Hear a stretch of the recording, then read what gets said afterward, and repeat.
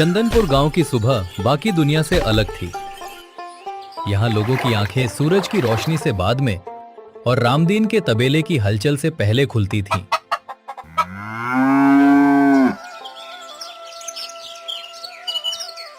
रामदीन, जिसे गांव के लोग सफेद सोने का राजा कहते थे, पूरे जिले में उसके रसूख और उसके तबेले की तूती बोलती थी। लोग सोचते थे कि रामदीन किस्मत का धनी है, लेकिन उस आलीशान तबेले की ऊंची दीवारों के पीछे एक ऐसा घिनौना सच पल रहा था जिसकी कीमत गांव का हर मासूम अपनी सेहत से चुका रहा था। रामदीन का सिर्फ एक ही भगवान था, पैसा।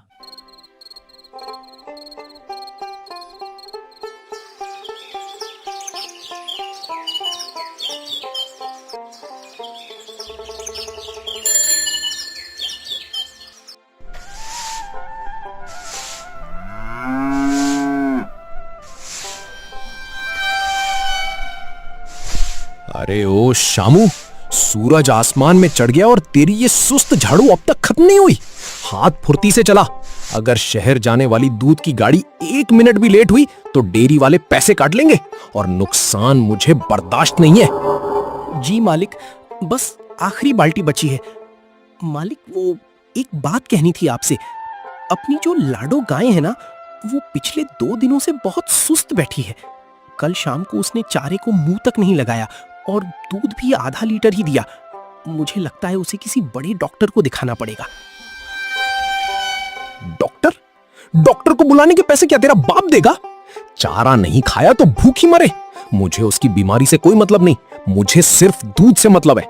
अगर वो दूध कम देगी तो शहर का मेरा कोटा कैसे पूरा होगा? तू एक काम कर, वो जो अंदर वाले कमरे में अलमारी के पीछे नीले रंग का डिब्बा रखा है ना, उसमें से 2 बड़े चम्मच पाउडर निकाल और उसके चारे में जबरदस्ती मिला दे। लेकिन मालिक, वो तो जानवरों को नशा देने वाली और शरीर से जबरदस्ती दूध निचोड़ने वाली खतरनाक दवाई है ना। पिछले महीने सरकारी पशु डॉक्टर आए थे तो उन्होंने साफ मना किया था कि ये जहर है, इससे गायों के फेफड़े गल जाते हैं और वो तड़प कर मर सकती हैं। अबे ओए, तू इस तबेले का नौकर है या कोई बहुत बड़ा डॉक्टर? जितना कहा जाए उतना कर। इस तबेले में रहना है, अपनी बीमार माँ की दवाइयों के लिए मुझसे पगार लेनी है तो अपना ये छोटा सा दिमाग घर छोड़कर आया कर। जो मैं कहता हूं वो चुपचाप कर, वरना इस गांव में तुझे भीख भी नहीं मिलने दूंगा, समझा? जी मालिक, माफ कर दीजिए, जैसा आप कहीं वैसा ही होगा। कहते हैं लालच एक ऐसा दलदल है जिसमें इंसान जितना बाहर निकलने की कोशिश करता है उतना ही धंसता चला जाता है। लेकिन रामदीन तो उस दलदल में खुद मजे से तैर रहा था।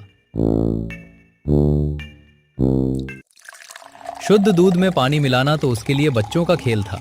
अब उसने विज्ञान का गलत इस्तेमाल करके मौत का सामान बनाना शुरू कर दिया था।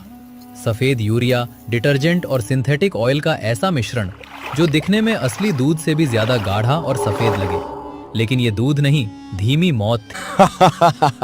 क्या गजब का हुनर है मेरे हाथों में। शहर की बड़ी बड़ी डेयरी के पढ़े लिखे अफसर भी इस दूध की सफेदी देखकर गच्चा खा जाते हैं। असली गाय तो दिन में 10 लीटर देगी, लेकिन मेरा ये दिमाग रोज का 500 लीटर नकली दूध खड़ा कर देता है। पैसे ही पैसे। गांव के गवार लोग सोचते हैं कि रामदीन उन्हें मलाईदार दूध पिला रहा है। उन्हें क्या पता कि वो अपनी ही कब्र खोद रहे हैं और मेरी तिजोरी भर रहे हैं।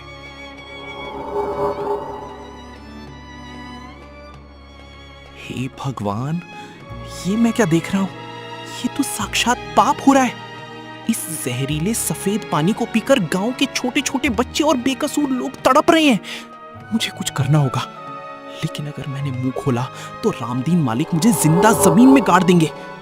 मेरी बूढ़ी माँ का क्या होगा? हे ईश्वर, मुझे कोई रास्ता दिखा।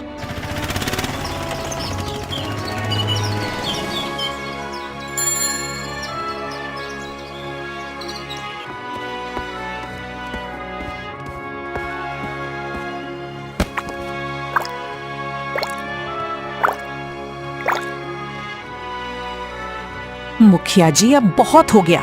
अब हम चुप नहीं बैठेंगे। ये देखिए, रामदीन के तबेले का दूध। सुबह इसे उबालने रखा तो इसमें से रबर जलने जैसी बदबू आने लगी और ये पूरा हरा पड़ गया। और तो और, कल रात से मेरे घर के दोनों बच्चे पेट दर्द से तड़प रहे हैं। सरकारी अस्पताल के डॉक्टर ने कहा है कि बच्चों के पेट में कोई केमिकल गया है। काकी बिल्कुल सच कह रही हैं मुखिया जी। मेरे घर में भी कल मेरी बहू की तबीयत इतनी बिगड़ गई कि उसे शहर ले जाना पड़ा। डॉक्टर साहिब ने साफ साफ पूछा है कि तुम्हारे गांव में दूध आता है या जहर। बात तो तुम सब बहुत बड़ी कह रहे हो। रामदीन इस गांव का सबसे रसूखदार आदमी है। बिना किसी ठोस सबूत के उस पर उंगली उठाना कानूनन गलत होगा। लेकिन अगर मामला पूरे गांव के बच्चों की जान का है तो मुखिया होने के नाते मैं अपनी आंखें बंद नहीं रख सकता।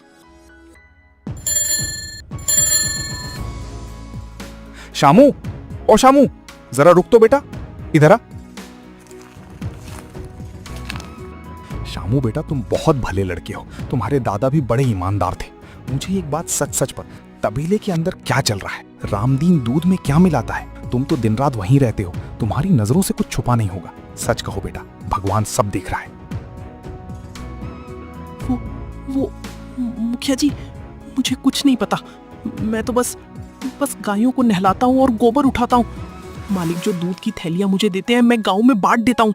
मुझे माफ कीजिए मुखिया जी, मुझे घर जाना है। मेरी माँ अकेली है। देखा मुखिया जी, चोर की दाढ़ी में तिनका। शामू का चेहरा देखा आपने? कैसे सफेद पड़ गया था, जैसे उसने कोई भूत देख लिया हो। वो लड़का सब जानता है, लेकिन रामदीन के डर से मुंह नहीं खोल रहा। रामदीन जरूर कुछ बहुत बड़ा और काला खेल खेल रहा है। शामू का इस तरह घबरा कर भागना मेरे शक को यकीन में बदल रहा है। रामदीन बहुत शातिर खिलाड़ी है। वो सीधे रास्ते से हाथ नहीं आएगा। हमें कानून का सहारा लेना होगा। मैं आज रात को ही शहर के फूड इंस्पेक्टर डॉक्टर वर्मा को गुप्त चिट्ठी लिखता हूँ। कल सुबह तबेले पर अचानक छापा मारना होगा।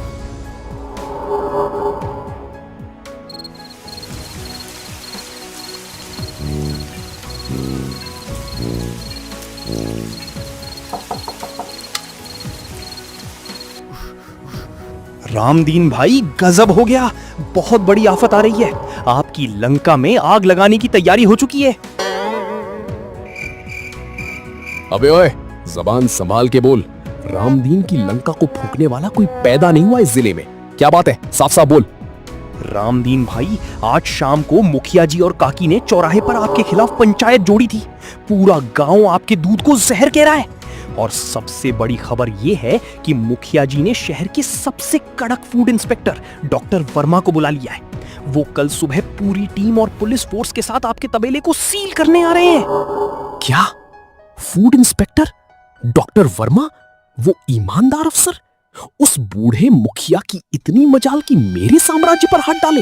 अगर सरकारी बाबुओं ने मेरे गुप्त कमरे के केमिकल देख लिए तो मुझे सीधे जेल की चक्की पीसनी पड़ेगी। मेरी बरसों की कमाई मिट्टी में मिल जाएगी।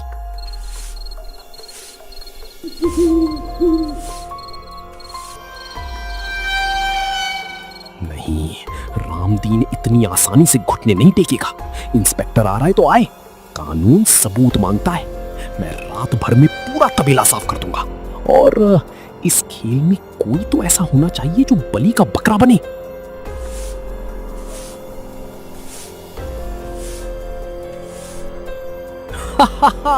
शामू, हाँ शामू, उस गरीब के सिर पर सारा ठीकरा फोड़ दूंगा। दुनिया सोचेगी कि मालिक की साख खराब करने के लिए नौकर ही मिलावट का धंधा चला रहा था।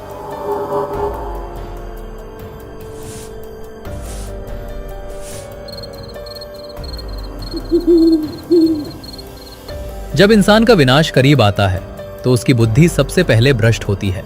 रामदीन ने खुद को पाक साफ साबित करने के लिए उस गरीब और बेकसूर शामू की जिंदगी को तबाह करने का पूरा इंतजाम कर दिया था, जिसने बरसों उसकी वफादारी की थी। लेकिन रामदीन भूल गया था कि हर चालाक चोर के ऊपर एक और अदालत होती है, जहां का फैसला कभी गलत नहीं होता।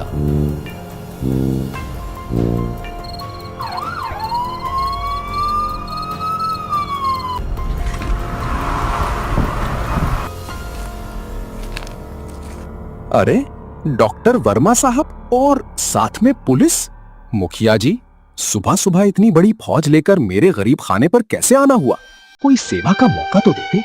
रामदीन जी, सरकारी अफसरों को आपकी सेवा की जरूरत नहीं होती। हमें चंदनपुर के नागरिकों से लिखित शिकायत मिली है कि आपके तबेले में दूध के नाम पर केमिकल और यूरिया का धंधा चल रहा है। हमारे पास सर्च वारंट है। हम आपके पूरे तबेले की तलाशी लेंगे। कांस्टेबल, शुरू हो जाओ। साहब, आप अफसर हैं, आपका हक है। मेरा तबेला तो मंदिर है और ये गाय मेरी माता। तलाशी लीजिए साहब, अगर एक बूंद भी मिलावट मिले तो मुझे बीच चौराहे पर फांसी दे देना।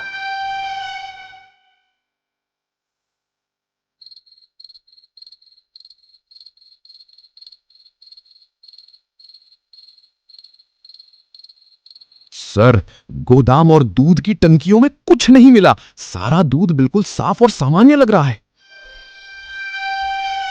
देखा मुखिया जी, कह रहा था ना मैं, गांव के कुछ निठल्ले लोग मेरी तरक्की से जलते हैं, इसलिए उन्होंने आपको और इंस्पेक्टर साहब को गुमराह किया। मेरी इज्जत मिट्टी में मिला दी आप लोगों ने। रुको रामदीन, वो कोने में जो टूटा सा कमरा है वो किसका है? उसकी तलाशी अभी बाकी है। साहब, वो तो मेरा नौकर है ना शामू, उसका कमरा है। बहुत गरीब लड़का है, तरस खाकर मैंने उसे काम पर रखा था। वैसे तो वो बहुत सीधा बनता है साहब, लेकिन पिछले कुछ दिनों से मुझे उस पर शक था। वो रात बिरात शहर के कुछ संदिग्ध लड़कों से मिलता था। मुझे लगता है कि मेरी पीठ पीछे उसने। कांस्टेबल, उस कमरे का दरवाजा तोड़ो और अंदर देखो।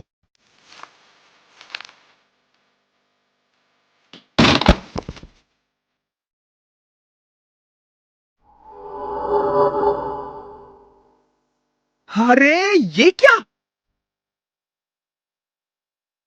अरे निगोड़े शामू, तो इतना बड़ा पापी निकला। तू हमारे बच्चों को ये जहर पिला रहा था।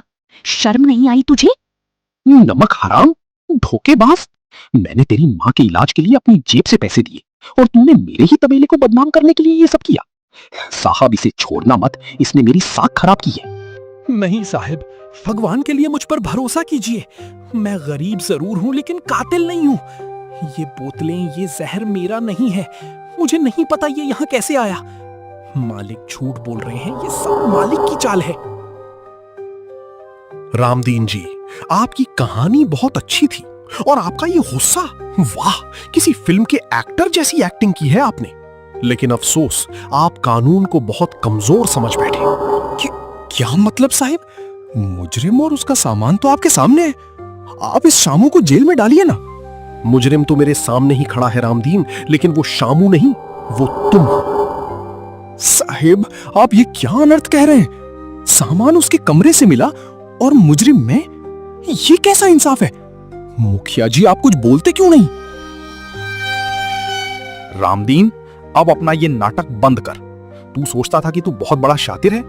जब तूने 2 दिन पहले शामू को गायों के चारे में जहर मिलाने की धमकी दी थी, तभी इस लड़के का ईमान जाग गया था। ये उसी रात रोता हुआ मेरे घर आया था और उसने तेरे गुप्त कमरे का सारा सच मुझे बता दिया था। हमने उसी रात शहर जाकर डॉक्टर वर्मा से मुलाकात की थी। झूठ, सरासर झूठ है ये। एक अदने से नौकर के कहने पर आप मुझे मुजरिम नहीं बना सकते। कानून अंधा होता है साहिब, वो सबूत मांगता है। इस सामान पर मेरी उंगलियों के निशान नहीं है। सामान शामू के कमरे से मिला है। जेल तो इसे ही जाना होगा। रामदीन, हमें पता था कि तुम जैसे मगरमच्छ को पकड़ने के लिए बड़ा जाल बिछाना पड़ेगा। जब शामू ने हमें बताया कि तुम अपनी जान बचाने के लिए सारा इल्जाम उस पर मर सकते हो, तो हमने कल रात को ही तबेले के मुख्य द्वारों पर और शामू के कमरे की खिड़की के बाहर गुप्त नाइट विजन कैमरे लगा दिए थे।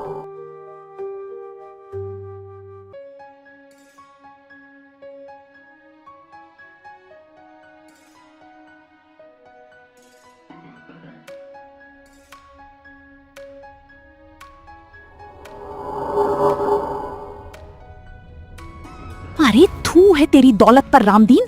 तूने सिर्फ हमारे बच्चों को जहर नहीं पिलाया, बल्कि इस मासूम और वफादार लड़के की जिंदगी भी उजाड़ना चाहा। साहिब, इसे कड़ी से कड़ी सजा मिलनी चाहिए। साहिब, मुझसे गलती हो गई। मुखिया जी, मुझे बचा लीजिए। मैं गांव के अस्पताल के लिए 5 लाख का चंदा दूंगा। सबके बच्चों का इलाज मैं करवाऊंगा। मुझे जेल मत भेजो साहिब, मेरी इज्जत नीलाम हो जाएगी। तेरी इज्जत तो उसी दिन नीलाम हो गई थी रामदीन, जिस दिन तूने पैसों के लिए अपना जमीर बेच दिया था। तूने बेजुबान जानवरों और मासूम बच्चों का सौदा किया है। अब तू जेल की सलाखों के पीछे ही सड़ेगा।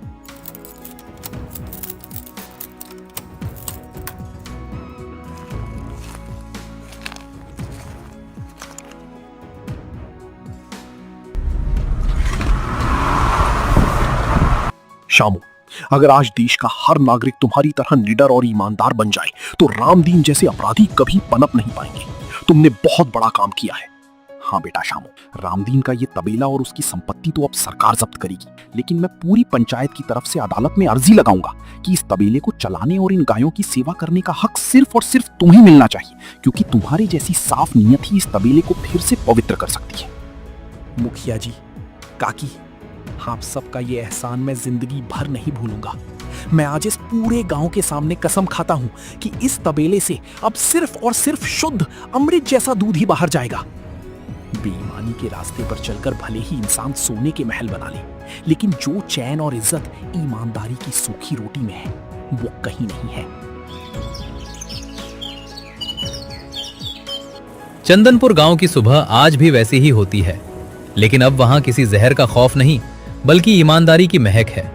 रामदीन ने सोचा था कि वो अपने पैसे और चालाकी के दम पर कानून को अपनी जेब में रखेगा और एक गरीब को फंसा देगा, लेकिन वो भूल गया था कि ऊपर वाले की लाठी में आवाज नहीं होती, पर जब वो पड़ती है तो उसका कोई इलाज नहीं होता।